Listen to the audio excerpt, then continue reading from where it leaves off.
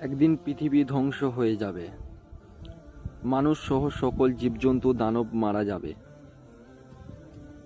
জমিন আসমান কম্পিত হতে থাকবে, জমিন ফেটে যাবে, বাড়ি গাড়ি পাহাড় পর্বত তুলার মতো উড়তে থাকবে। অতঃপর শুরু হবে এক নতুন জীবন, সেই জীবনের নাম আখেরাত। সকলকে এই দুনিয়ার সকল কাজকর্মের হিসাব দিতে হবে। কেউ যাবে জান্নাতে, আবার কেউ যাবে জাহান্নামে। মহান আল্লাহ রব্বুল আলামিন সবাইকে পুনরায় জীবিত করে হাসরের ময়দানে দাঁড় করাবেন। সেদিন প্রত্যেক মানুষকে 5টি করে প্রশ্ন করা হবে। হাদিস শরীফে এসেছে, কিয়ামতের দিন কোনো আদম সন্তান 5টি প্রশ্নের উত্তর দেওয়া ছাড়া এক পাও নড়াতে পারবে না। সেদিন তাকে জিজ্ঞেস করা হবে তার জীবনের উদ্দেশ্য এবং লক্ষ্য কী ছিল, এবং তার যৌবনকাল কিভাবে কাটিয়েছে, কিভাবে সে উপার্জন করেছে এবং তা কোন পথে ব্যয় করেছে, তার জ্ঞান বা বিবেক অনুসারে কর্ম করেছে কিনা এবং মহান রবের ইবাদত করেছে।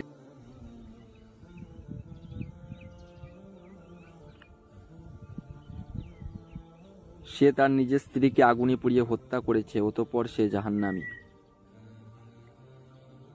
অনেক টাকা পয়সা থাকার সত্ত্বেও দান খয়রাত করে নাই, অথচ সেই টাকা দিয়ে নেশা করেছে, অতঃপর সে জাহান্নামী। সে একটি মেয়ের সাথে জেনা করেছে এবং সে সর্বদা খারাপ কাজে লিপ্ত থাকত, অতঃপর সে জাহান্নামী। নিজের স্বামী থাকার সত্ত্বেও অন্য পুরুষের সাথে জেনায় লিপ্ত হয়েছে, অতঃপর সে জাহান্নামী। ইসলামের দৃষ্টিতে সুদ ও ঘুষ হারামে হারাম কাজে লিপ্ত হয়, অতঃপর সে জাহান্নামী। আল্লাহ ব্যতীত অন্যজনকে রব স্বীকার করেছে এবং মূর্তি পূজা করেছে, অতঃপর সে জাহান্নামী। যারা তাদের কৃতকর্মের কারণে জাহান্নামে যাবে তারা অনন্তকালের জন্য জাহান্নামের সাজা ও শাস্তি ভোগ করতে থাকবে। এই ব্যক্তি গরিব মানুষের পাশে দাঁড়িয়ে দান খয়রাত করেছে, অতঃপর সে জান্নাতি। সে হালাল পথে টাকা রোজগার করেছে এবং নামাজ কালাম আদায় করেছে, অতঃপর সে জান্নাতি।